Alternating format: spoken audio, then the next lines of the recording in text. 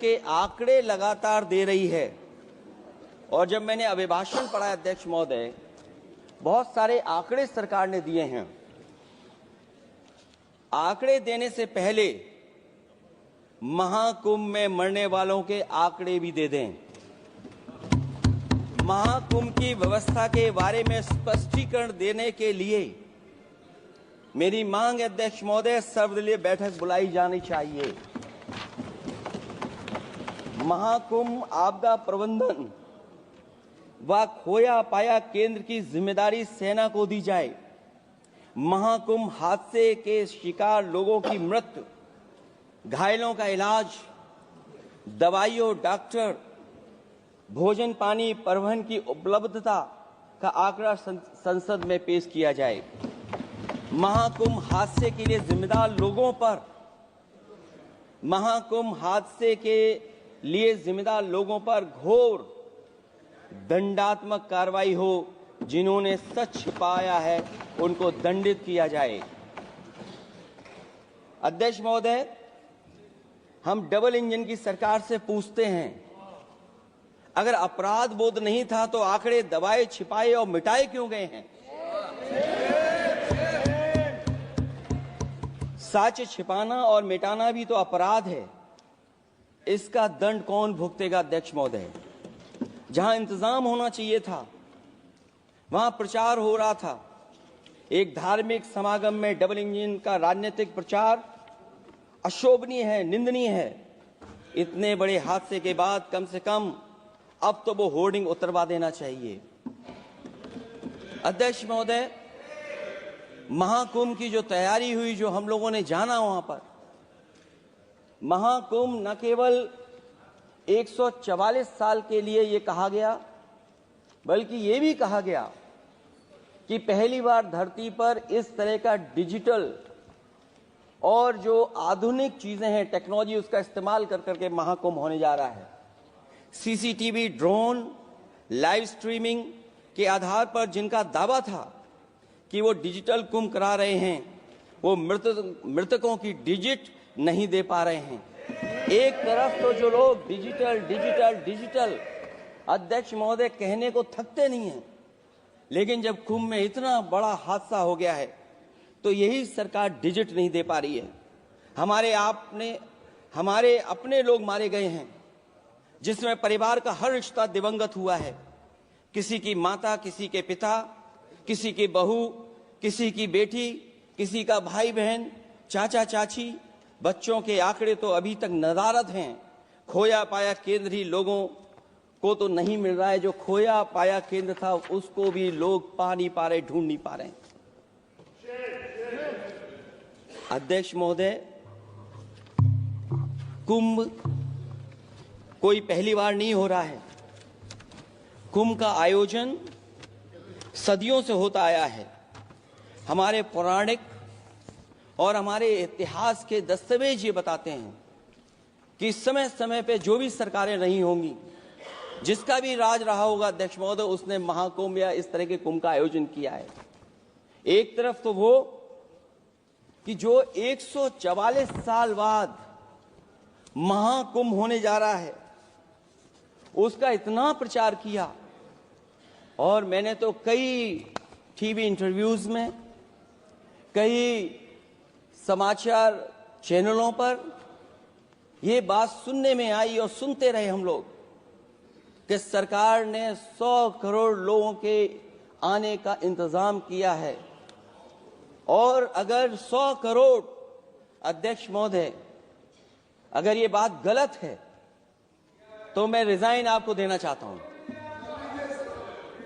अगर अध्यक्ष महोदय, ये माननीय सदस्य लोग अगर ये नहीं सुन पा रहे हैं तो मैं इनको एक एक को, आप नहीं गए स्नान करने, आप स्नान करने नहीं गए, इसीलिए इस तरह की भाषा का इस्तेमाल कर रहे हैं। अध्यक्ष महोदय, ये कहा गया कि 144 वर्ष के बाद ये हो रहा है। जहां तक मेरी समझ और जानकारी कहती है, जो एस्ट्रोनॉमी और एस्ट्रो चीजों को समझते होंगे वो ये स्वीकार करते होंगे, जो भी कुंभ होता होगा वो 144 वर्ष के बाद ही होता होगा।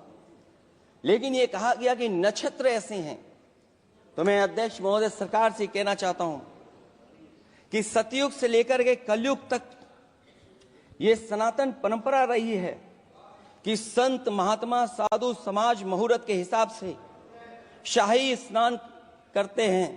उसमें नक्षत्रों के हिसाब से जो सहयोग बनता है वही शाही स्नान का मुहूर्त होता है। लेकिन भाजपा के राज में ये सनातन परंपरा टूट गई। पहले सरकार ने संत समाज को शाही स्नान रद्द करने का आदेश दिया, जिससे अनादिकाल की सनातन परंपरा टूटी। और फिर जब देश भर में ये बात उठी, तो उन्होंने हादसे को छिपाकर फिर से आदेश दिया कि अखाड़े शाही स्नान करने जाएं। इससे सरकार ने पावन मुहूर्त के स्थान पर अपने मनमाने समय पर स्नान कराने का आदेश दिया।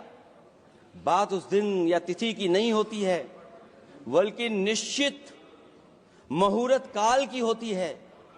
ये सनातन परंपरा तोड़कर इन लोगों ने अच्छा नहीं किया। और ये क्या परंपरा टूटी है कि नहीं टूटी है, मैं समझता हूं अध्यक्ष महोदय मुझसे बेहतर सामने वाले ज्यादा जानते होंगे इसके बारे में। और जो लोग अध्यक्ष महोदय जो हम लोगों ने देखा, वहां पर लोग पुण्य कमाने आए थे और अपनों के शव लेकर के गए हैं।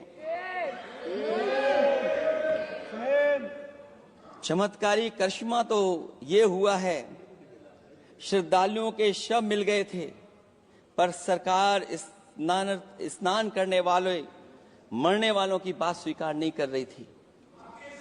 और इससे ऊपर ये बात जो वहां पर और हुई, अध्यक्ष महोदय,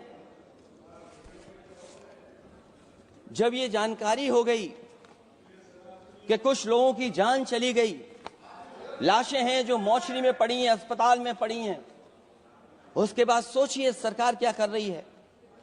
अपने सरकारी हेलीकॉप्टर में फूड भर करके फूलों को डालने का काम किया। सोचिए ये हमारी कहां की सनातनी परंपरा है। मैं जानना चाहूंगा सदन के माध्यम से हमारे माननीय सदस्य बताएं कि जहां लाशें पड़ी रही हों, न जाने कितनी चप्पलें पड़ी थीं, न जाने कितने कपड़े पड़े थे, महिलाओं की साड़ियां थी, कपड़े थे, लेकिन उनको कैसे उठाया गया? उन सबको उठाया गया जेसीबी मशीन से, ट्रैक्टर की ट्रॉली से।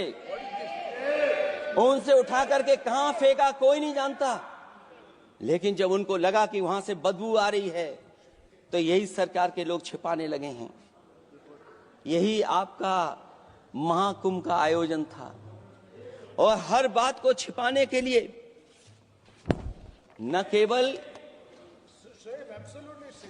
केवल ये लोग मीडिया का सहारा ले रहे हैं, मीडिया का सहारा लेते लेते सुनने में आया है कुछ दबाव और कुछ स्वीटनर भी दिए जा रहे हैं जिससे उनकी खबरें बाहर ना आ जाएं। और अगर अध्यक्ष मोदी ये बात सब गलत है मेरी, अगर ये बात सब गलत मैं कह रहा हूं, तो अभी तो नेता सदन को अभी भाषण देना है। और मैं ये बात और कहना चाहता हूं, आप अपनी तरफ से जानकारी कर लीजिएगा। हमारे उत्तर प्रदेश के मुख्यमंत्री जी ने शोक नहीं प्रकट किया था। जब देश की राष्ट्रपति और प्रधानमंत्री जी ने शोक प्रकट किया, उसके बाद 17 घंटे बाद सरकार ने स्वीकार किया। अध्यक्ष मोदी, ये वो लोग हैं जो आज भी कोई सच्चाई स्वीकार नहीं कर सकते। इनका रास्ता क्या है मैं नहीं जानता हूं, कहां ले जाना चाहते हैं। लेकिन जब अध्यक्ष महोदय मैंने अभिभाषण पढ़ा है राष्ट्रपति महोदया का, तो वही पुरानी बातें कि 12 करोड़ शौचालय बन गए हैं, 10 करोड़ गैस कनेक्शन हो गए हैं, 80 करोड़ लोगों को राशन दिया जा रहा है, 25 करोड़ लोगों को मिडिल क्लास में शामिल कर दिया गया, न्यू मिडिल क्लास में शामिल कर दिया गया। 80 और 85 को अगर हम जोड़ दें अध्यक्ष महोदय 105 करोड़ हो गए। बच्चों को और जोड़ दें तो सरकार अध्यक्ष महोदय किसके लिए काम कर रही है? किसके लिए काम कर रही है?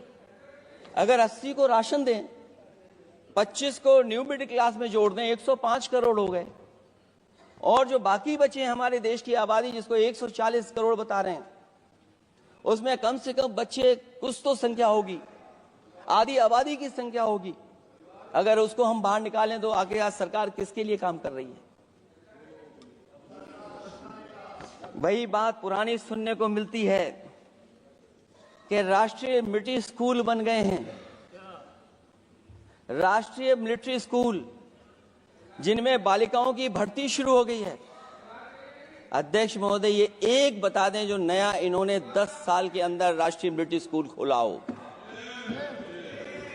और कंफ्यूज मत होना, राष्ट्रीय मिलिट्री स्कूल कौन से होते हैं, सैनिक स्कूल कौन से होते हैं, ये कंफ्यूज मत होना। 10 साल में सोचिए अध्यक्ष महोदय, एक भी नया राष्ट्रीय मिलिट्री स्कूल नहीं खोला है।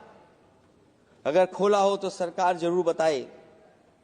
जो लोग कहते हैं हम ईज ऑफ डूइंग रिसर्च कर रहे हैं, अध्यक्ष महोदय इनकी ईज ऑफ डूइंग रिसर्च हमने देखी है।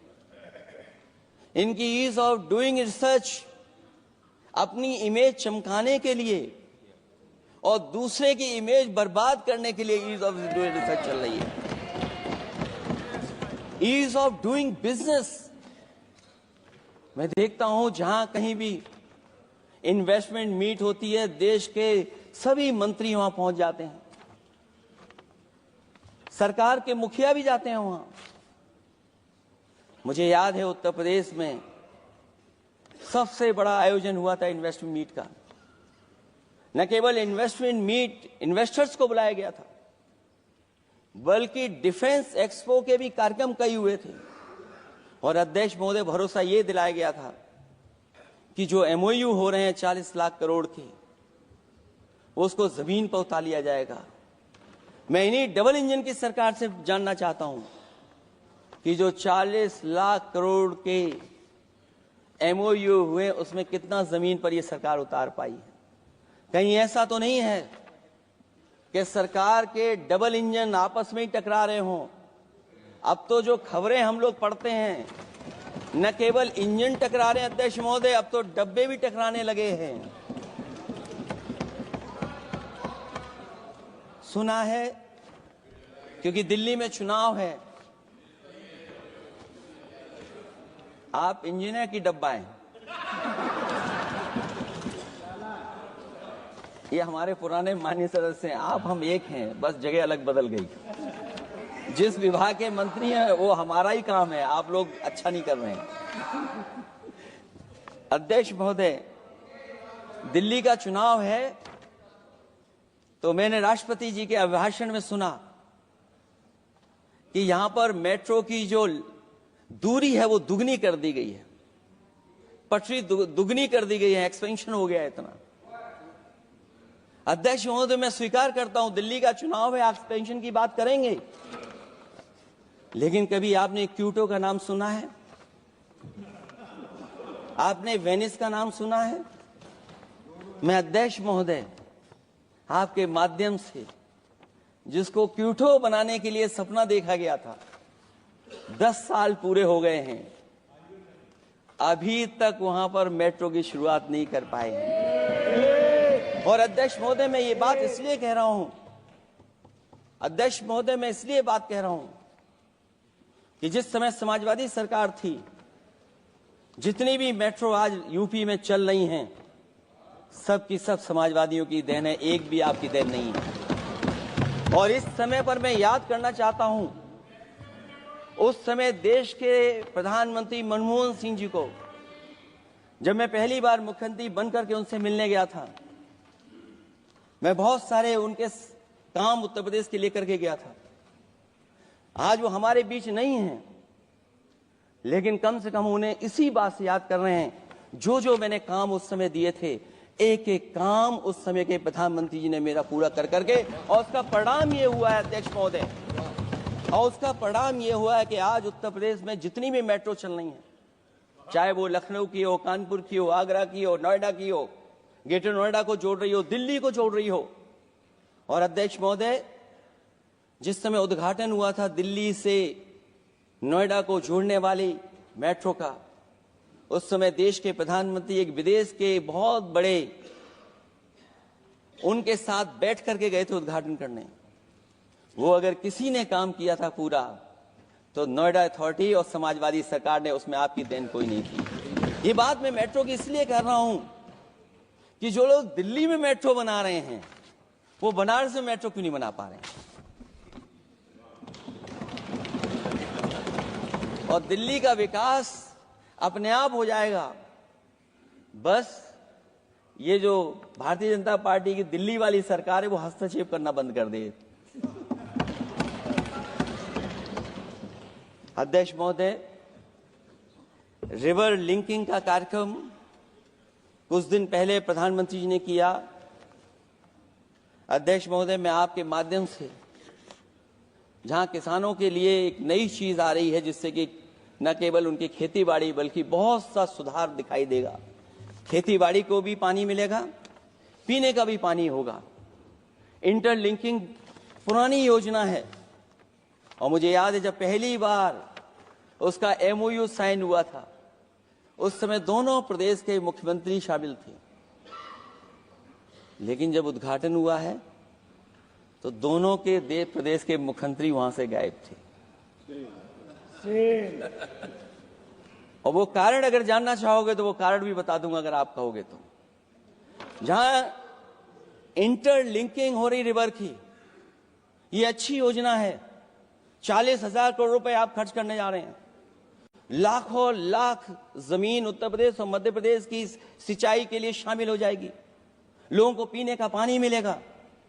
लेकिन जिनकी जमीन जाएगी, उन किसानों को, गरीबों को क्या सरकार मदद कर रही है?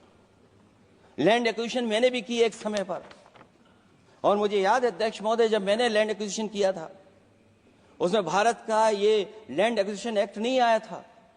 मैंने किसानों से बातचीत की थी और किसानों से समझाया कि ये योजना से, परियोजना से क्या लाभ होने जा रहा है।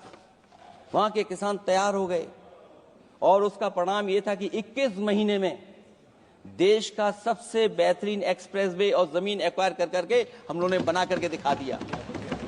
और जब उद्घाटन हुआ था तो उसमें भारतीय वायुसेना के विमान सुखोई और मिराज को उतार करके हम लोगों ने उद्घाटन किया था उसका।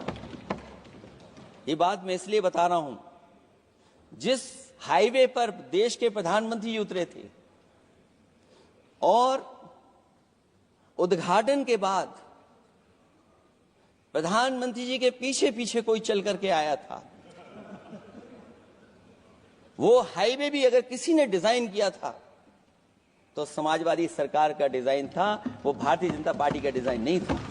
और अगर इनका डिजाइन होता तो उत्तर प्रदेश में कोई नया हाईवे ऐसा बना करके दिखाएं जिससे हवाई जहाज उतर जाए। नहीं तो मैं मानूंगा कि आप जो कह रहे हैं कि आधुनिक इंफ्रास्ट्रक्चर बनाना चाहते हैं, आपकी परिभाषा क्या है आधुनिक इंफ्रास्ट्रक्चर की?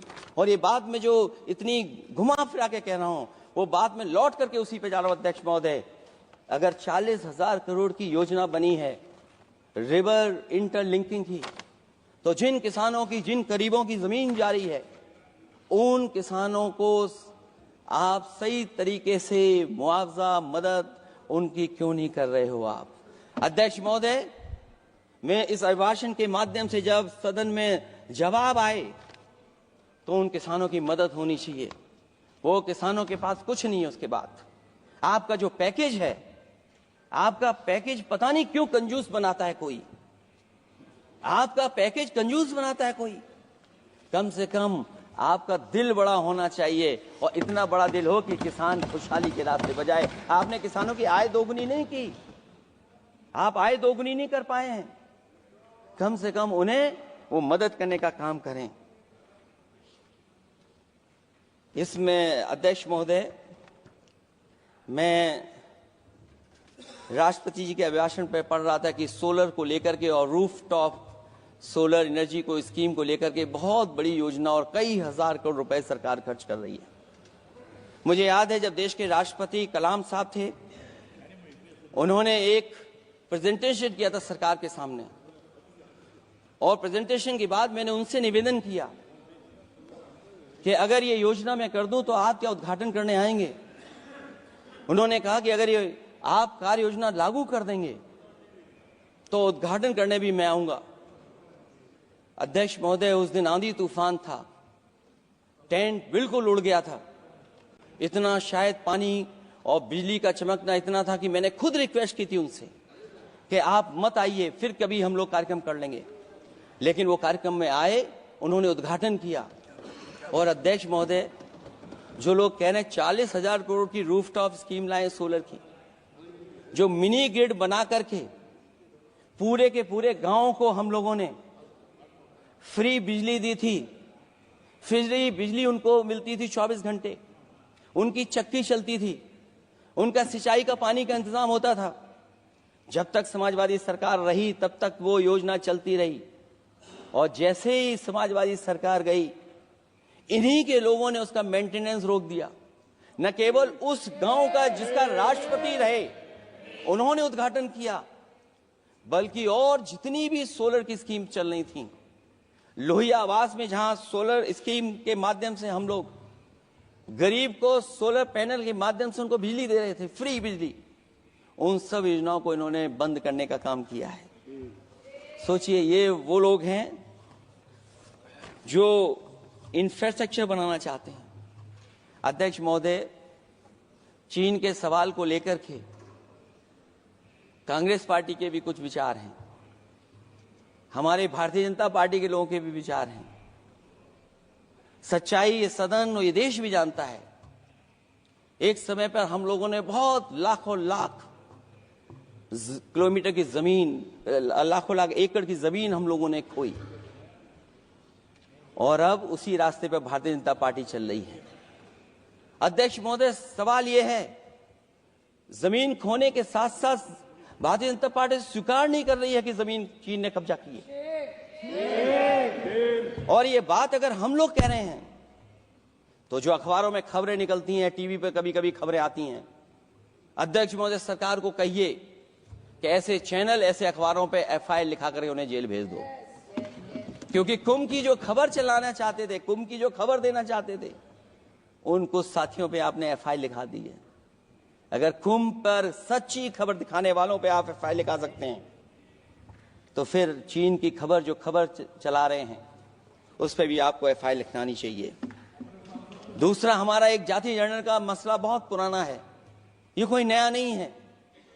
आरक्षण के सवाल पर इस देश में दक्षिण भारत से लेकर के उत्तर भारत में और देश में जगह जगह पर बहुत सारे नेता ऐसे रहे जो आज हमारे बीच नहीं हैं, जिनकी वजह से हम आज उस आंदोलन को आगे ले जा रहे हैं।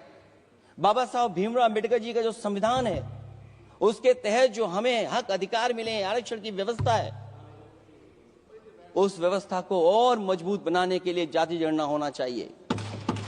उसके पक्ष में अब तो कांग्रेस पार्टी भी है। एक समय था जब कांग्रेस पार्टी उस पक्ष में नहीं थी, और अध्यक्ष महोदय, मैं बड़ी जिम्मेदारी के साथ कहना चाहता हूं, अगर उसी समय कांग्रेस पार्टी भी पक्ष में होती तो आज हमें आपके सामने खड़ा नहीं होना पता, मांगना नहीं पड़ता जाति जनगणना।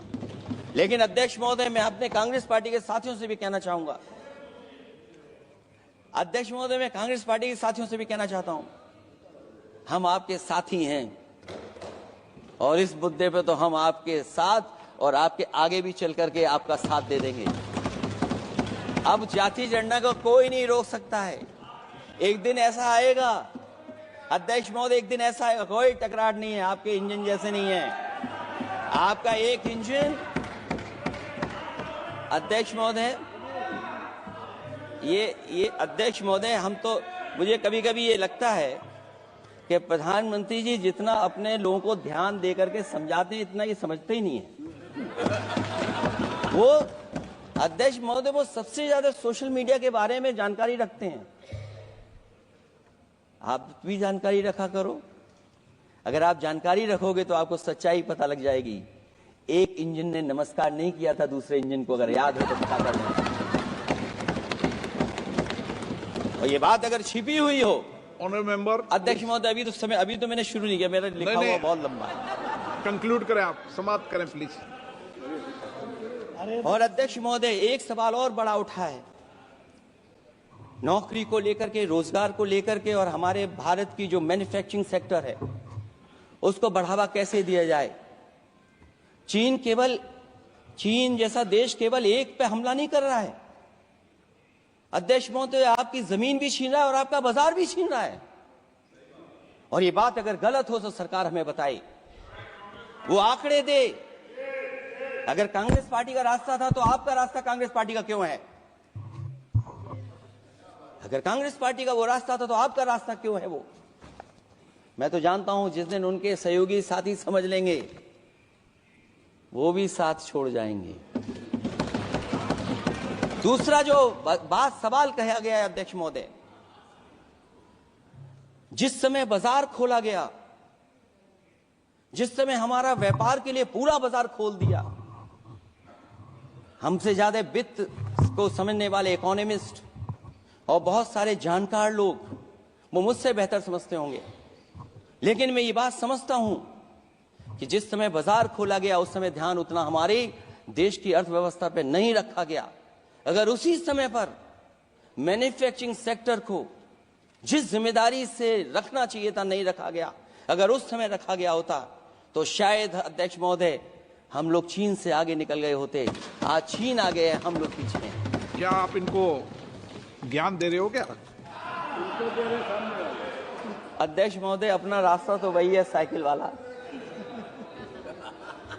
इसलिए अध्यक्ष महोदय अगर मेरा समय है अभी, क्योंकि मैं बहुत कुछ लेकर के आऊं। और जहां तक इंफ्रास्ट्रक्चर की बात है, आप कहते हैं कि देश का आधुनिक इंफ्रास्ट्रक्चर बनेगा, न केवल उसके नागरिकों को एक बेहतर जीवन देश की नई पहचान देता है, बल्कि देश को एक नया आत्मविश्वास भी देता है। अरे अगर ये बात सच है तो अध्यक्ष महोदय मैं वो बात कहना चाहता हूं कि 2022 के चुनाव से पहले एक बुंदेलखंड एक्सप्रेसवे बनाया गया था और जिसकी तैयारी को लेकर के देश के प्रधानमंत्री जी गए थे। कितनी सजावट हुई थी, कितनी तैयारी हुई थी। जो हमारे बुंदेलखंड के साथी माननीय सदस्य चलते होंगे बुंदेलखंड के एक्सप्रेसवे पर, वो जानते होंगे प्रधानमंत्री जी उद्घाटन करके गए, पानी बरस गया, बुंदेलखंड बह गया, एक्सप्रेसवे बह गया।